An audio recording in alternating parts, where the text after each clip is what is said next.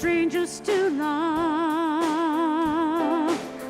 You know the promise, and so do I. A full commitment's what I'm thinking of. You wouldn't get this from any other guy. I just wanna tell you how I'm feeling. Got to make you understand. Never gonna give you up. Never gonna let you down. Never gonna run around. Run around and desert you. Never gonna make you cry. Never gonna say goodbye.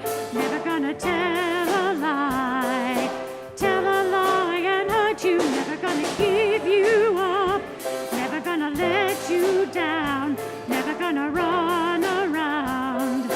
Run around and desert you. Never gonna make you cry. Never gonna say goodbye. Never gonna tell a lie. Tell a lie and hurt you. Never gonna give you up. Never gonna give you up.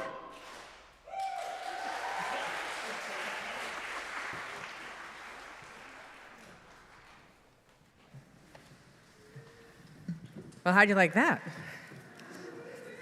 Yeah. Woohoo! Give it up for them. Woo! So good morning and welcome. I'm Alyson Jacks, Associate Minister here at the church.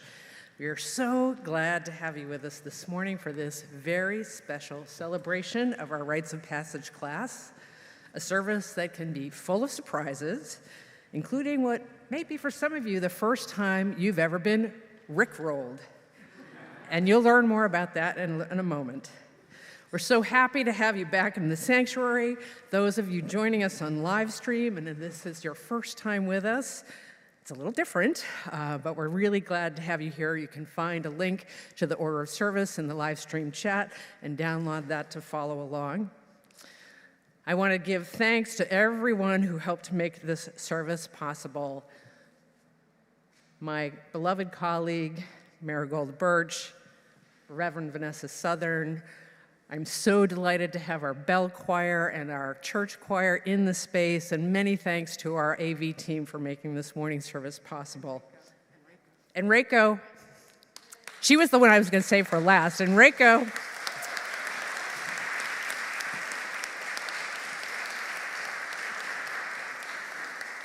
we're so glad to have you here.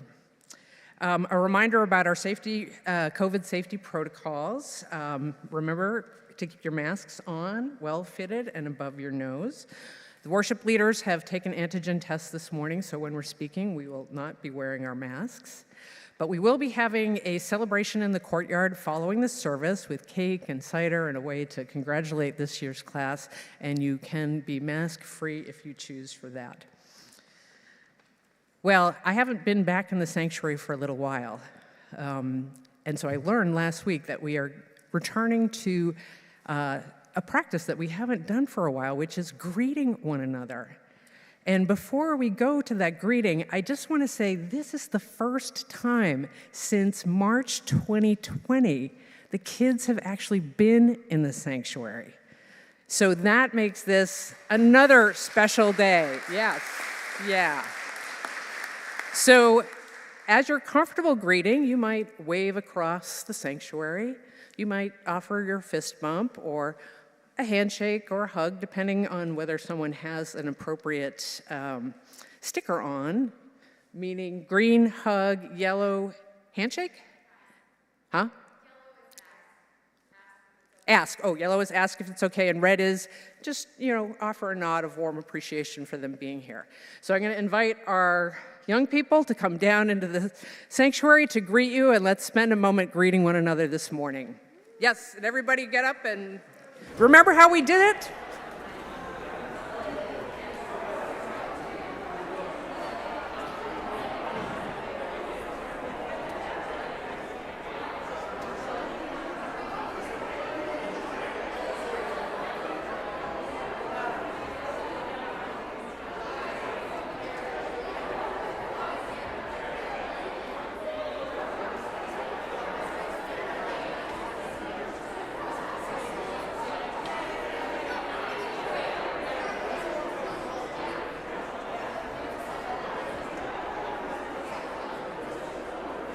Good.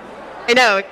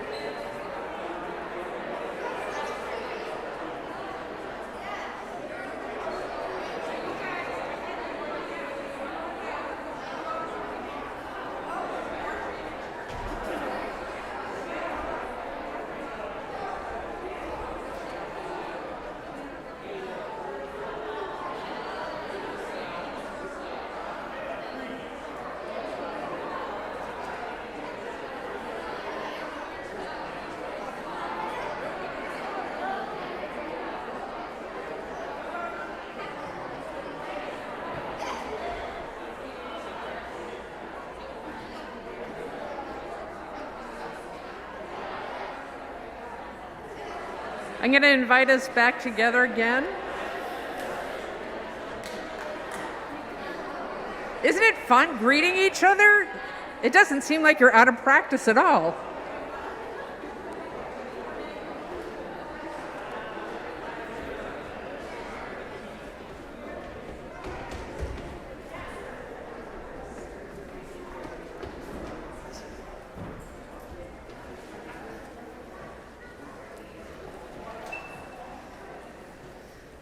That got some energy going. That felt good, I hope.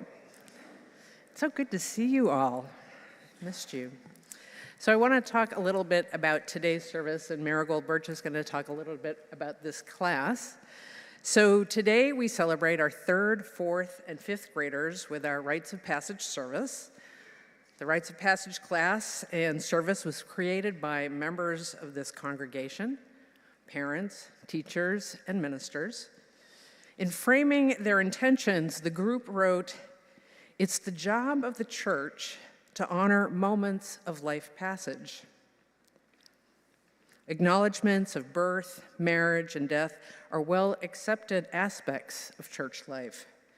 We are attempting through this program to begin to build a ritual which will provide that recognition for our children is important. Meaningful rituals provide affirmation of the values of the group, thereby contributing to its strength and unity and the ties that bind us all as a community." And so this morning we are honored to celebrate our 10 Rites of Passage students. I've asked Marigold Birch, our lead teacher for the class, to share a few words about the service in this year's class. Good morning. One of the most enduring memes of the internet age is the Rickroll. A Rickroll is when a person inserts a hyperlink into a document that takes them to Rick Astley's singing Never Gonna Give You Up. Instead of the website they expected to be taken to, they get Rick. Surprise!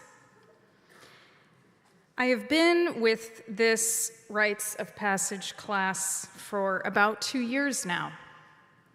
And during this time, we've faced several reroutings and surprises. And they never gave you up. During COVID Zoom Sunday School, we spent the year learning some traditional outdoor wilderness skills, discovering both their scientific and spiritual natures. This year, these diligent children returned for a semester of in-person, deep spiritual inquiry for Rites of Passage, and currently, we transition into their second phase of Our Whole Lives, wherein they apply that inquisivity to the art of making value-based relationship choices. These children have remained disciplined in their process of spiritual development in the face of all our society's challenges and have allowed themselves to be transformed by the lessons they receive, which requires rigor, humor, humility, and extreme courage. And I could not be more proud as I witness their growth and development. They have truly surpassed milestones. I am thrilled to honor their achievements with this Rites of Passage celebration in the first in-person service that our church's children have experienced since March 2020. Prepare for worship. We light our blue candle in recognition of the spirits that have come here this morning, gathered together, and to invite those who are watching from Livestream to bring their spirits into this space as well.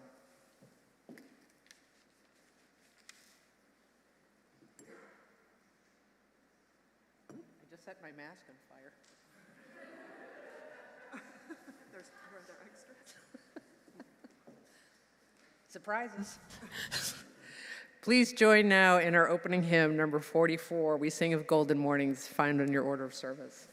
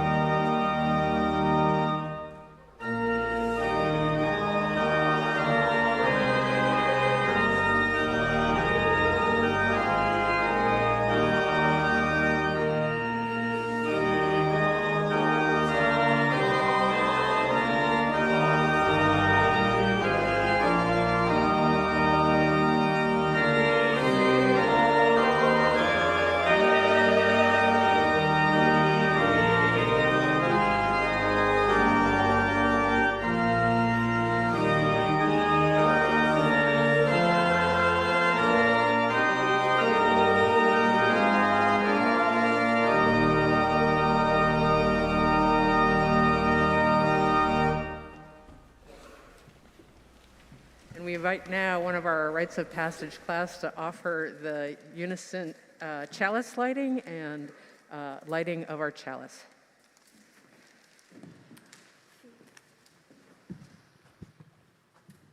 We light this chalice for the light of truth, the warmth of love, and the fire of commitment.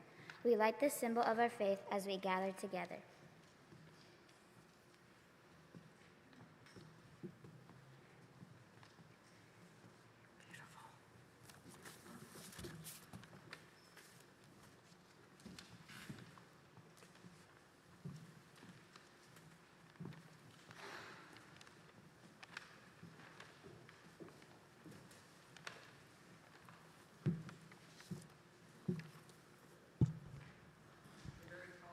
Yes. Good morning. I'm Dennielle.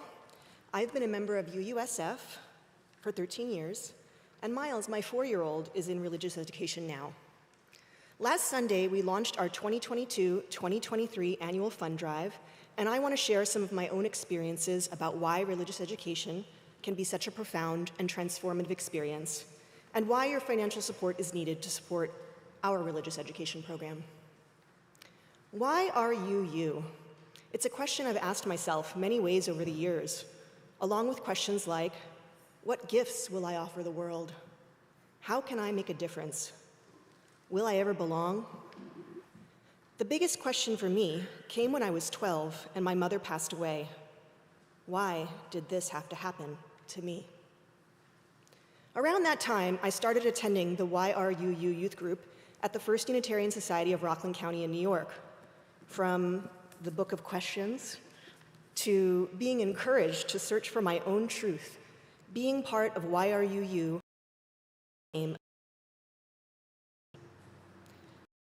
So many gifts offered to me by Unitarian Universalism as an adolescent. When I reached young adulthood and San Francisco in 2002, I wanted to support youth as I had been supported. So I became a youth group advisor here at UUSF with Monica Miller. For the next 3 years, I got to know and care for so many UU youth and their families, some of whose names I suspect may be familiar to you. Joe Chapeau. We laughed, made gingerbread houses, went backpacking, and had church overnights. I taught our whole lives, learned about some of my own biases and shortcomings, and in general, grew into my values enough to find or make answers to some of the most challenging questions I had for myself as a teen. Even so, why did this have to happen to me? Loomed. In December 2005, I received a call from the parent of one of the youth group members letting me know that another youth group member, Caitlin, had a mother who was terminally ill. I listened, was touched, and made the offhand offer. If there is anything I can do to help, please let me know.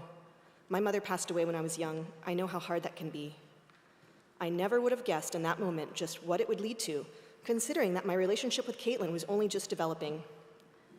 Caitlin had joined YRUU in September of that year, having graduated from RE programming and completed the coming of age, but we only met a few times since her mother's illness impacted her ability to join weekly meetings. Memorably, Caitlin and her friend Shannon were two of the braves willing to sleep with me right here in the sleeping bags on the sanctuary floor during a YRUU overnight that fall. Folks, this space is so lovely by day, but at night, in the cold and dark, admittedly, it's a bit spooky. We three did it, though. A few days after the call from the concerned parent, I received an unexpected call from then interim minister John Robinson, asking me to consider moving in with Caitlin, as her mother had passed away.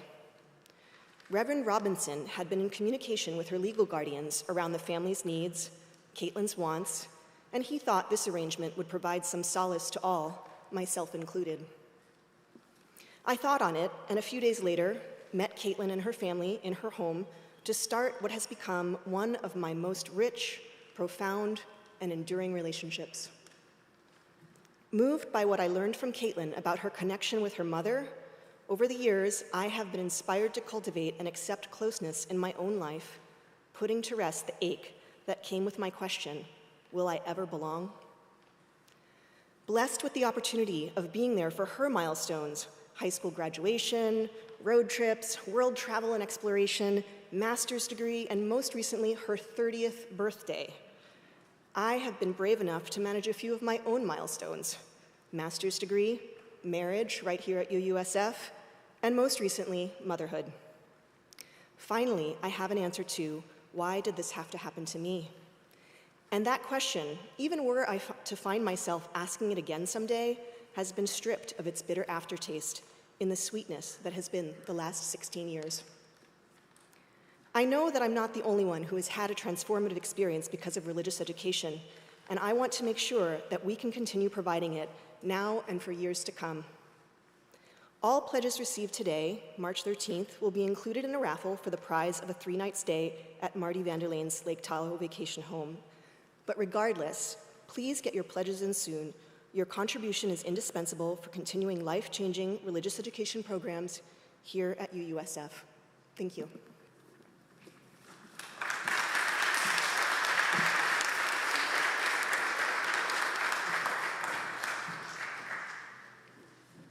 And now I'd like to invite up, is it Moxie, leading the covenant?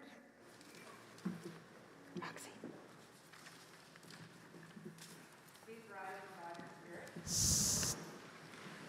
Please join us in reading the church covenant. Love is the spirit of this church, and service is its prayer. This is our great convent to dwell together in peace, to seek the truth is in freedom, and to help one another.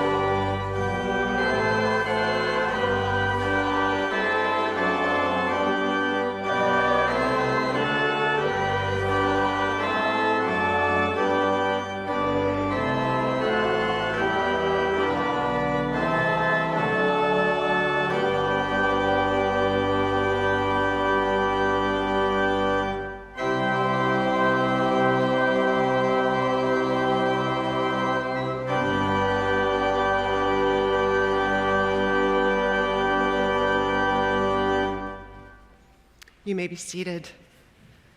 And I invite you all to do what you need to create the space inside, the presence in your body, to join me in a time of meditation and prayer. Here in the quiet of this space, surrounded by the echoes of time, of generations past, and the faint whispers of those we have yet to meet, we are poised in a moment of blessing and a rite of passage. Reunited after months apart in a span of years spent physically separated, managing as we did to stay connected as we could in heart and community and conversation, in commitment. But gathered here with the huge invitation to witness and bless these lives, these young lives. In their journey, this piece of it, to understand who they are in the world and what they believe, and to bless their questions.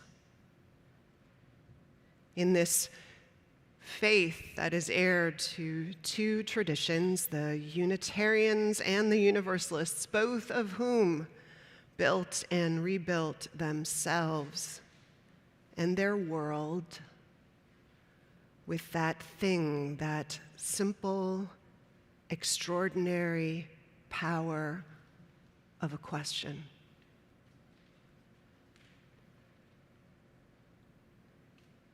So this morning we bless the power of the question and the questioner.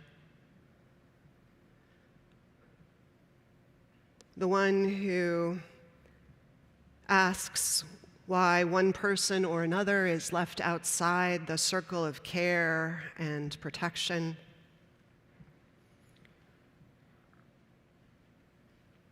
Or why some people or some part of our living world is good only for what we can extract from it, from them.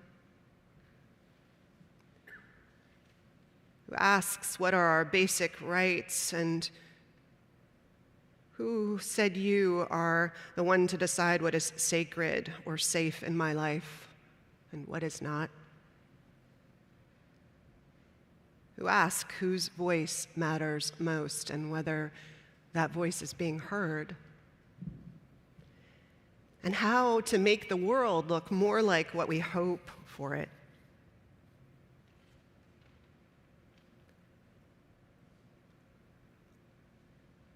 In our lives of questioning this week, we bless the people of Ukraine, asking why anyone other than themselves has a right to their land or their loyalty. Bless them in this fighting and resisting of an unjust war. For their losses and displacement and pain, we pray. For their unlikely deliverance, we pray.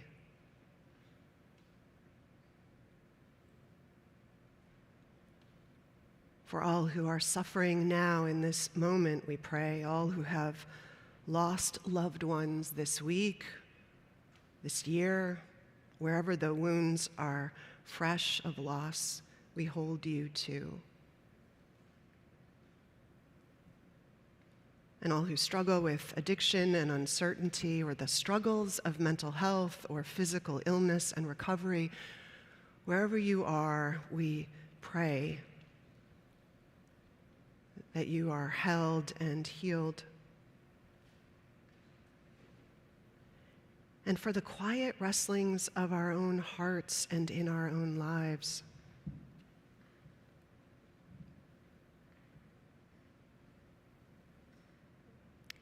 May all who need it find love and guidance, strength and healing. May all of us find the joy of a day that unfolds more grounded, more whole enough to seek love and wisdom and ask the big questions and live into our own answers. in these lives that weave meaning as we go.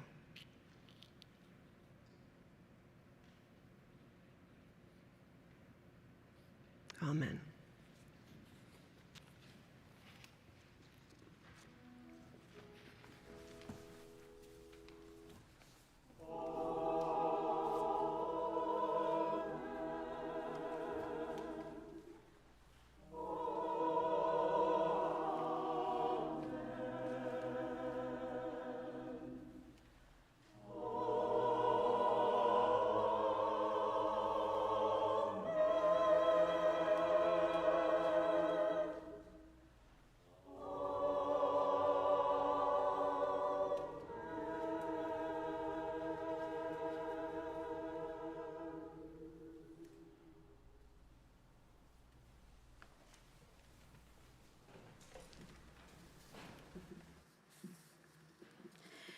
This Rites of Passage class will bestow upon you a gift, but not just any gift, the toy known as Grow Capsules.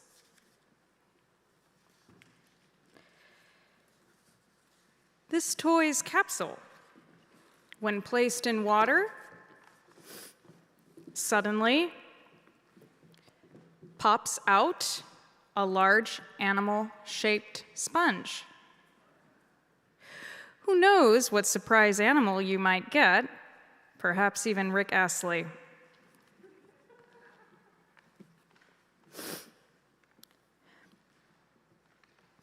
How has this church made you bigger? I can tell you that I have seen this church turn people I know so big that they were able to permanently care for special needs animals, advance and attack the problems within institutions with the force of a champion fencer, become mothers to orphans,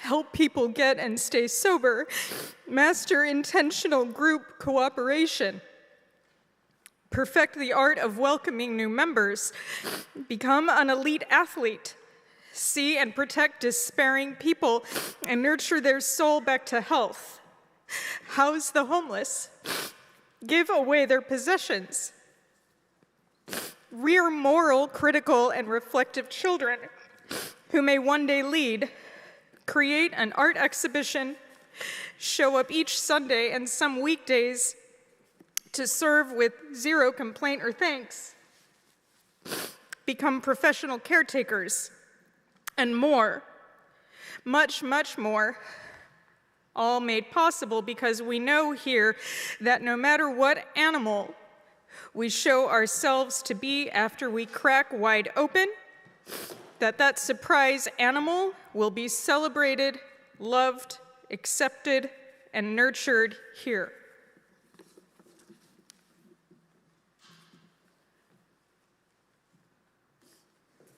Can everyone give Marigold one of these? And to all of you, yeah, thank you for that.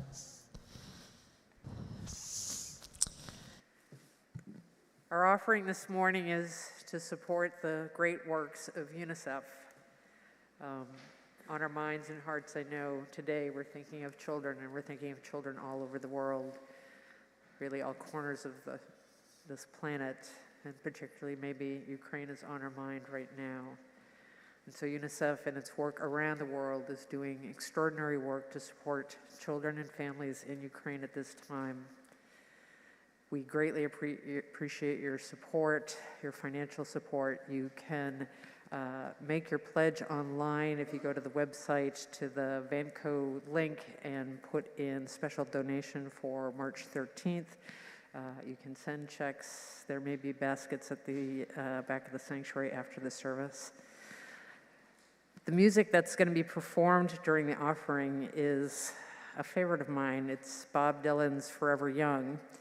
We first performed it, the choir performed it beautifully 2 years ago for the previous Rites of Passage class, and I just wanted to bring it back today because the power of it is so rich and beautiful, and I make this offering to our children.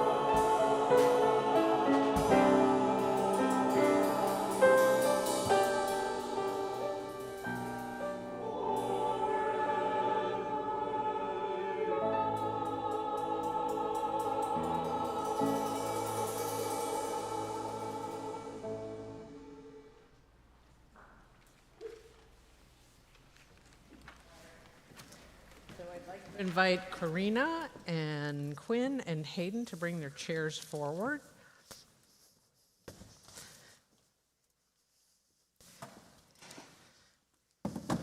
And just create a nice little arc. For those of you, if this is your first time here, we have the kids think of big life questions that they're holding in their hearts and in their minds. And because we had a group of 10 this year, it might have been a little long, mostly for them, to answer 10 questions, and it sure would have been hard for Vanessa and me. So we grouped them, and they voted these 3 questions. And so we're going to begin with our first question.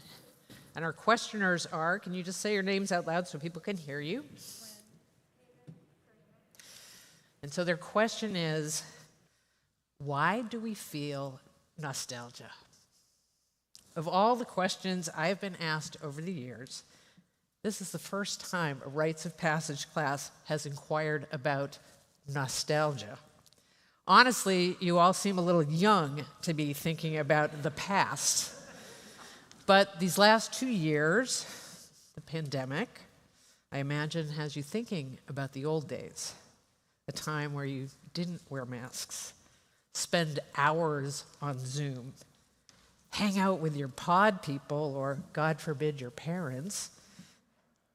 When the world events shake us up, like the pandemic or a natural disaster or a war, it helps us to look back and remember the special times where we felt a sense of connection and community. Did you know that the word nostalgia traces back to the Greeks, famous for their myths and stories of odyssey and adventure? In Greek, the word nostos means homecoming, and algos means ache. Nostos algos, nostalgia, describes that ache, that longing to feel connected, where you were able to be you. Home might be a physical home, your neighborhood, your school. It might be time you spent on a sports team, maybe in a barn where you saddled up horses. Maybe it was a game you used to play with your friends. Now, when I was young, one of my favorite games was sardines. Any sardine players out here? Oh, good, a few of you, good. So sardines is a reverse hide and seek. One person is the hider, and all the others are seekers. When a seeker found the hider, they would hide with them until everyone was squeezed in like a can of sardines. There you go. So I grew up on an old farm. We had dogs and cats and chickens. We had an old horse, some sheep, and ducks. It was a perfect place to play sardines. There were lots of barns and outbuildings where you could hide. But my favorite hiding spots were in the upper barn. It was huge, about half the size, maybe, of the sanctuary. And it was stacked high with broken furniture and discarded toys and farm equipment and an old horse carriage, costumes, and, of course, bales of hay. It was dark and dusty and really hot. You could hear mice scurrying across the floor. And birds would build their nests way up in the eaves. It was a great place to hide. Lots of nooks and crannies where you could burrow down. The trick of a good game of sardines was to be still, as quiet as possible, while others went looking for you. And when someone found you, they had to squeeze in with you, and then both of you had to be super quiet. With each new kid, the space would get tighter and tighter, and soon you were all piled on top of each other, making it hard to breathe and even harder to keep quiet. But the best part was when the last person found you and jumped on top of the pile, making everybody burst out with laughter, and we would spill out onto the floor.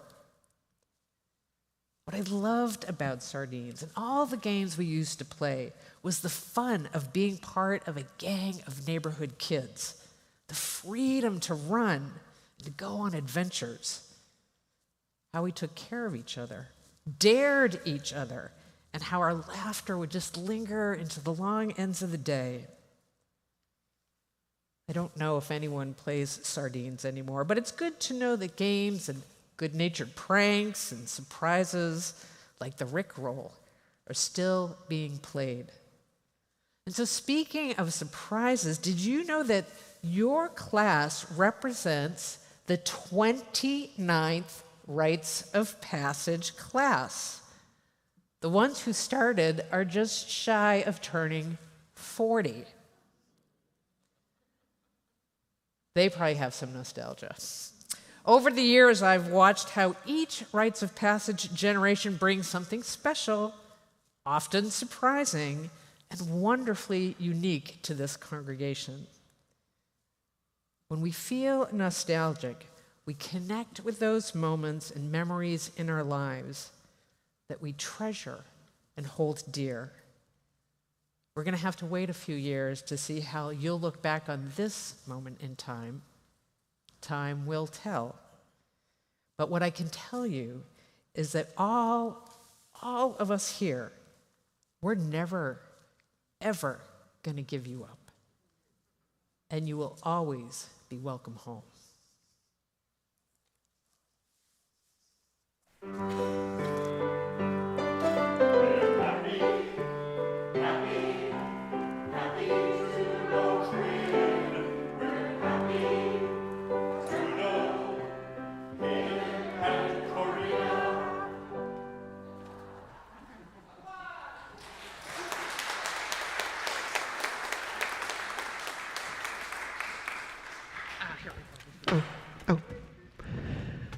I'm going to invite forth Kenley and Sammy and Hannah to sit with me because they gave me this other question.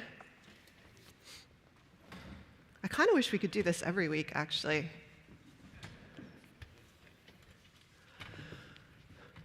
So you three asked, is pain experienced as bad by everyone, right? Good, because that's what I answered. So it occurred to me, if you've seen their sashes where they write pieces of what's important to them, or their kites, a lot of them have scientific images or math images. So when I heard this, I first thought I should probably just get a neurologist to tell you what the answer to this question is. But you asked me, so you're going to get my answer. So here's the physical part of it. I'm pretty sure that we don't know how everybody experiences pain. Like, we don't know if everybody sees blue the same, right? But my suspicion is that we don't. And it's mostly drawn from the very scientific experiment of my daughter, who once, as a toddler, started pulling on her ear and was running a fever. So we took her to the pediatrician, who said, your daughter has an earache, which is a very mild reaction for her to show for having an earache. So when she was old enough to talk one time, she said, my ear feels funny. So I took her right in the car to the pediatrician without an appointment, and he asked her, after looking in her ear, how does your ear feel? And she said, just feels weird. And he said, he'd been around forever then, he was very close to retirement, and he said, if my ear looked the way your ear looked, I would say I was feeling in a lot of pain. So I'm thinking, we probably don't all experience pain the same way. Clearly, Lila Menezes doesn't feel ear pain in her ear the way a lot of us do.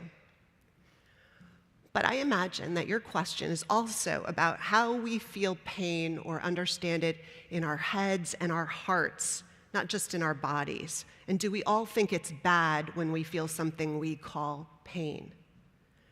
And I do think that part of becoming wiser and more grown up and having more life experience is that we realize that some pain is just a natural part of life, and some pain that we go through is even part of the journey to make us better and stronger. So let me give you an example. The first time you ever tried to run a mile or fast around a track at school or in the gym, if you were like me, or wheel around the track, if you're in a wheelchair, you would feel in your arms or your legs or your lungs a lot of pain, right? But then if you kept doing it week after week, regularly, it would get easier. and you'd have less pain, until finally maybe when you did it, it was easy and it felt powerful and you felt strong, right? So the next time you tried to do something new, right? Maybe you tried to use different muscles and give them a workout. Maybe the first time you practiced a new sport, or tried a dance class, or took a voice lesson and felt your vocal cords sore. You'd see that pain a little differently, right? You'd think, oh, I know this. This is what happens maybe in the beginning of a really exciting journey to becoming good at something that's really fun to be strong and good at. So your understanding of pain would be different. And someone who'd never had that experience would experience the pain of that moment probably a lot less joyfully. Does that make sense? Maybe? Okay. So one more thing. I think that there can be a similar truth to emotional pain, like grief or fear or anxiety. So for instance, my daughter, my only child, is going to go away to college next fall. I'm assuming she's going to go away to college, unless she has a big surprise for us. But no matter what, she's probably leaving home. And that is going to be super emotionally hard for me. Even thinking about it right now is super emotionally hard for me. I'm going to have an empty house. I'm going to miss her a lot. But I won't think of that pain as bad, because I remember leaving home at 18, and I remember it was the beginning of this whole exciting chapter of growing and learning about myself and having adventures in the world. And I'm pretty sure the same's going to be true for Lila. So it will still be painful when she leaves, but I won't experience that pain the same way I would if I hadn't had the wisdom and experience of my own life, because I'll know that this moment is necessary and even good. So it won't feel so painful. And here's one last piece that your question made me think about. I think maybe as we grow spiritually, emotionally, into wise people, that we start to figure out what is necessary pain on the road to growth or part of life, and what is unnecessary pain. So for instance, do you remember that, I don't know if you've seen or been in worship enough to know that each week we recognize people who have lost their lives to COVID, or the children who were imprisoned in our detention centers in our nation, and we recognize the pain of that. And at the very end of that ritual, when we strike the gong, that's usually right here, we say, may we ease the tide of human suffering this coming week, howsoever we can. Have you ever heard us say that? Well, we say it. Suffering for me is the word we use for the pain that is bad for everyone, because it's not necessary and it's not a part of any growth, or at least that's, if we have any growth, it's just a side effect. It's particularly hard and unnecessary, like a child who doesn't have enough food, right? Or the people who are living through war right now, a war that doesn't need to happen. It's important, I think, that we all keep, all of us, an understanding of the difference between pain that's good for growth and pain that doesn't serve anybody, that's suffering. Because then we are aware of the pain that we have to ease the tide of in our own lives, right? So then, as we grow in our sense of wisdom and compassion, we also grow in the conviction that we use our growing powers, the powers we understand to make things happen in the world, to ease that pain, because that's the one we don't see a reason for. So that's what your question made me think of, all of that. And it was super helpful for helping me clarify some of what I believe, actually. Did it get to what you were asking? Yeah. Thank you for asking it. Oh, we have to stay here. Happy. Happy. Happy.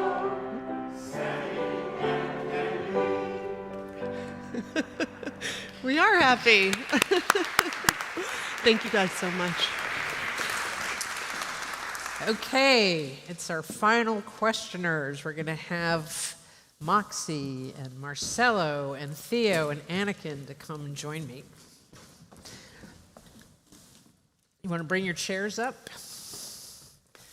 Otherwise, I have to yell all the way over to you. So Moxie, just pull a little closer to Anakin so Marcelo can get in, and Marcelo, yeah. So can you all just say your names in case everybody doesn't know you? My name's Theo. My name is Moxie. Okay, you guys, this is everybody. Everybody, this is those guys. Yeah, there we go. Yeah. So you had an interesting question. You did. You don't remember? Yeah. Well, Moxie, you proxied into this question. So the question is, why is joy important? I'm going to go out on a limb here, but I'm pretty sure I know two things that bring the four of you joy. Playing video games and football, at least for one. My guess is you like the challenge, learning new skills that make your mind and body sharper and stronger, which makes you a better player. No doubt winning feels good. And let's not forget, it's fun. To me, the beautiful thing about joy, whether it's video gaming, football, walks in the woods, a funny joke that makes you cry from laughing, is how it makes your heart happy. It makes you feel alive. It makes you grateful to be alive. And that's why joy is important. I have a word for that joyful, alive feeling. It's the whoosh. That's the going down the slide feeling when you're just going to let go and be in the moment. It's important that we have that whoosh moment every day. Maybe you'll catch a joyful whoosh when you hear a good song on Spotify or watching a fun movie. Maybe the whoosh of joy comes when you're skiing down a mountain or you jump onto your bike. There's a special kind of joy that happens when you help someone out. Bring a meal to someone who's sick, or maybe, knowing the four of you, give them help with their math homework. You could be a joy detective, keep a journal, and write down all the places you witnessed joy. Maybe it was on the playground, or dinner with your family, or coming to church. What happened this week that made you feel alive, happy, grateful? Write down all the whooshes in your joy journal. Now, I don't know about you, but for me, the pandemic has made finding the whoosh a little harder than usual. To help, I've decided to make sure that I joyify each day. It could be as simple as a smile, as you're walking down the street, or making someone laugh. There is nothing better than the sound of laughter. During the worst of the pandemic, I baked cookies and brought them to my friends. And then my friends baked cookies for me. It was a double whoosh. So I'm curious, have you heard of the Pep Talk hotline? Oh, you have. Interesting. So Pep Talk, for those of you who don't know, was the brainchild of some students at Westside Elementary School in Healdsburg. With the help from their art teacher, Miss Martin, who was inspired by her students' positive attitude despite all the challenges around them, wildfires, droughts, the pandemic, they came up with Pep Talk. Miss Martin says, I thought, with the world being as it is, we really needed to hear from them, their extraordinary advice and their continual joy. So on February 26th, the class launched Pep Talk, providing words of encouragement to those in need of some pepping up. When you call, you will hear the voices of children offering you a menu option with prompts. If you're feeling mad, frustrated, or nervous, press 1. If If you feel like you need words of encouragement and life advice, press 2. If you need a pep talk from some kindergartners, press 3. If you need to hear kids laughing with delight, press 4. For encouragement in Spanish, press 5. So depending on what you choose, you'll get a message like, be grateful for yourself, or if you're feeling unbalanced, think of groundhogs, or bro, you look great. My favorite one, yes, I have called a few times, is the prompt from kindergartners laughing. Let's take a listen.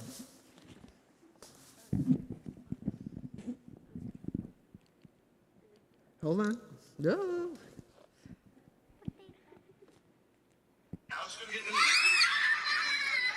Is this on, Jonathan?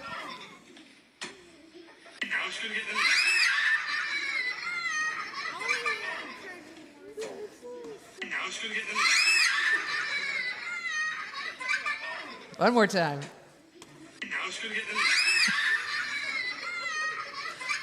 What do you think, guys? Pretty good, huh?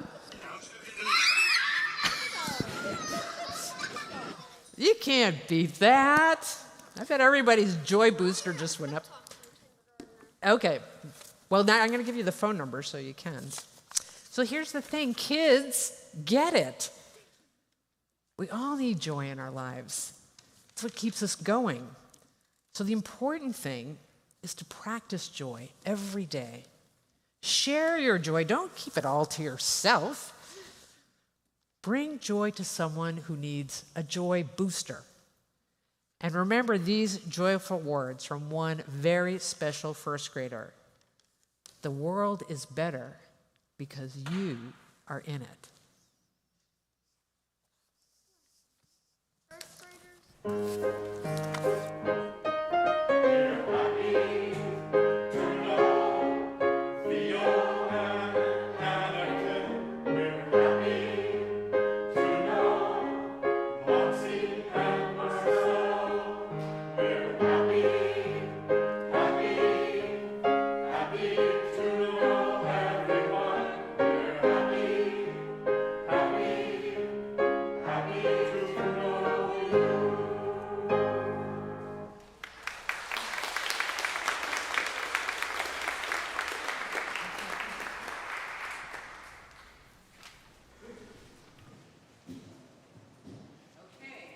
So we have a surprise for you. We're going to invite our Rites of Passage class to come join the bell choir.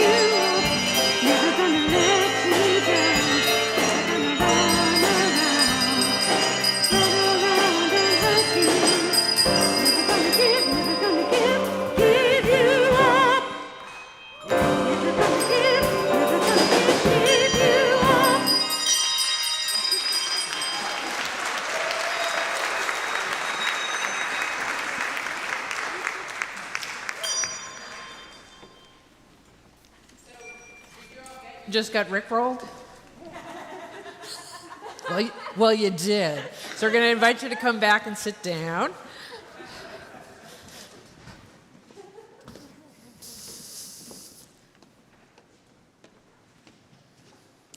We're just going to hand them up with their names on the packages.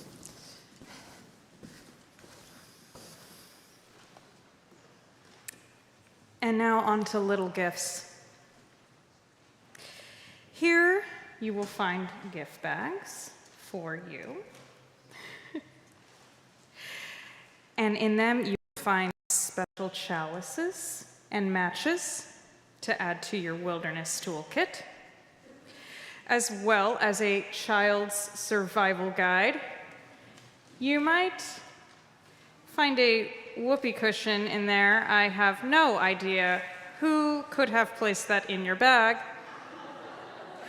But most importantly, I have another gift for you, a gift I might start calling the Julia of Norwich Award. Julia of Norwich was a deeply respected spiritual leader and advisor during a particularly heinous outbreak of the Black Death Plague in the mid-1300s England. At a medieval time when most understandably feared and promoted apocalyptic doom, Julia promoted the notion of a mother god, omnibenevolent, who loves us all no matter what and wants to heal us all into whole wellness. At such a time, how did she reach this conclusion? Well, she decided it would be Christian to take care of those suffering from the plague.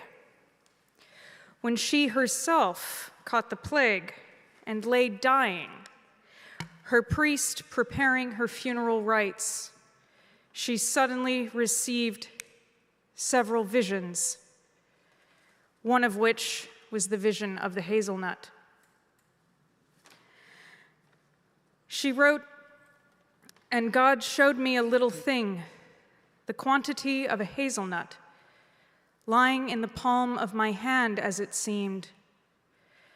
And it was as round as any ball. I looked upon it with the eye of my understanding and thought, what may this be? And it was answered generally thus, it is all that is made." She survived the plague, miraculously rising from her deathbed, comforted by the notion that she herself could hold all of God's truths. The visions continued, one after another.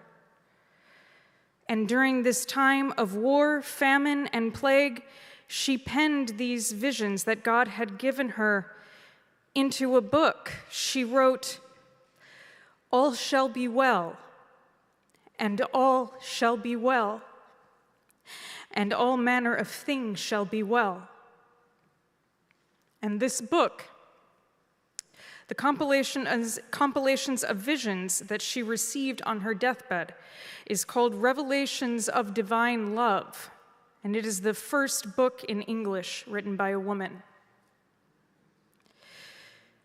For having the courage to not hide from creation, but to face it, for having the courage to get out of a warm bed and turn off the video games and instead come to the cold stone church during the hardest of times, I bestow upon you the hazelnut pendant. May all who search, especially in hard times, be rickrolled with radiant divine love.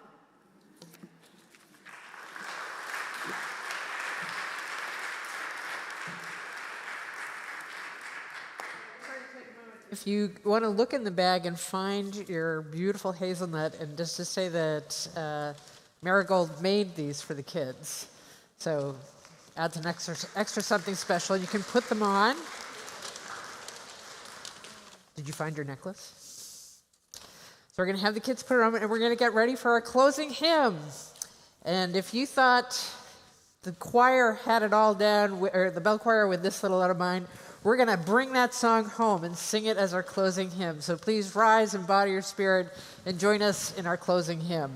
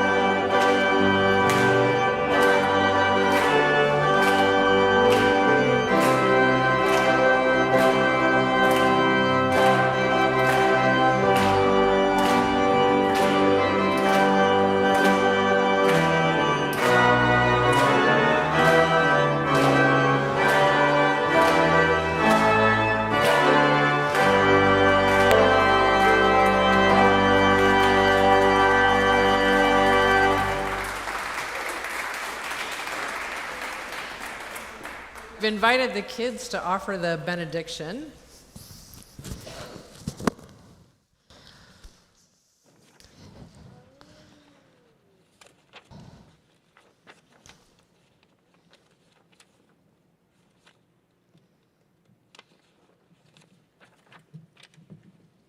It's in there somewhere.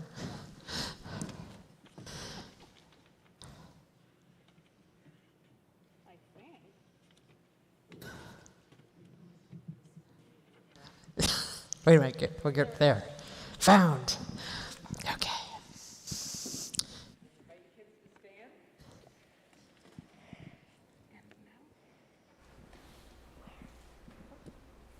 Jonathan's got it on. And now in our comings and in our goings, May the light of love shine upon us. out from within us. be gracious unto us, And grant us peace. For this is the day we are given. Let us rejoice. Earth, kids, and be glad in it.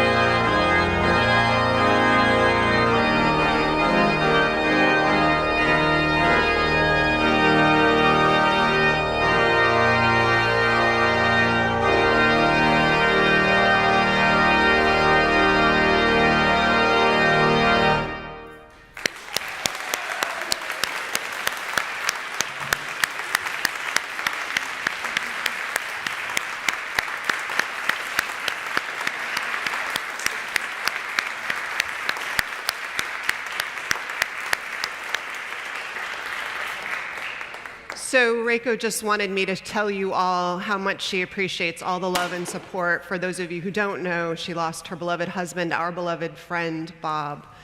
And she appreciates all the love and support you've all given, even those of you she hasn't had a chance to get back to. And nobody loved Reiko's organ playing more than Bob. So we know who's with us in spirit, and we're glad to have you back, Reiko.